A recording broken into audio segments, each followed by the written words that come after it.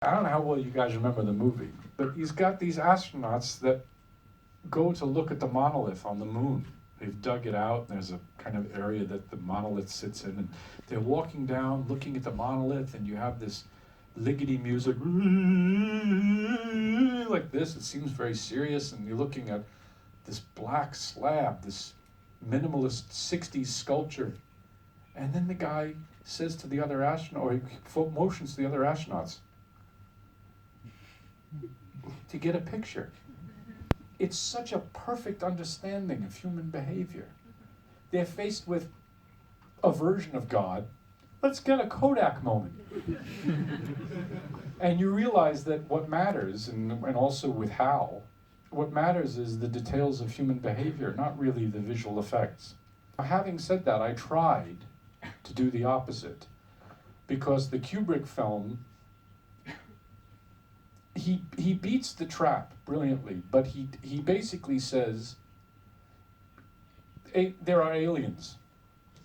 Now, in most movies, they before that, they were depicted as, like little green men, or you see The Day the Earth Stood Still, which is a great movie, but it's the Klaatu Barara Niktu, it's this tall metal guy. By the way, do you know the story behind that guy? He was the usher at the Mann Chinese Theater in Los Angeles. Then it was Grauman's Chinese Theater. Maybe it's Grauman's again. The Grauman's Chinese Theater, and he was almost 7 feet tall, but he was very skinny, and he could not lift the woman that he was supposed to lift, so they had all these body... Anyway, I'm boring you with movie trivia. But in any event, Kubrick beats the trap about aliens because it's a black monolith, and you can project anything you want onto it, right? Are they good aliens? Are they bad aliens? I don't know. It's just, they're aliens. You don't really see them. There's a human zoo. It's very mysterious. But for me, it presented a philosophical problem, if I can sound pretentious for a second, because I couldn't figure out, even if it's good aliens or bad aliens, it's still a kind of false gods scenario. And I don't believe in that. I'm not bad-mouthing 2001, by the way. It's one of my favorite movies ever, but I'm saying that he beat this trap by having it be so mysterious. Because there are no aliens that are going to come and bail us out of our problems. And there's no aliens that are going to come try and wipe us out. We all have to team up to fight the bad aliens. That's not going to bail us out. This is what we got.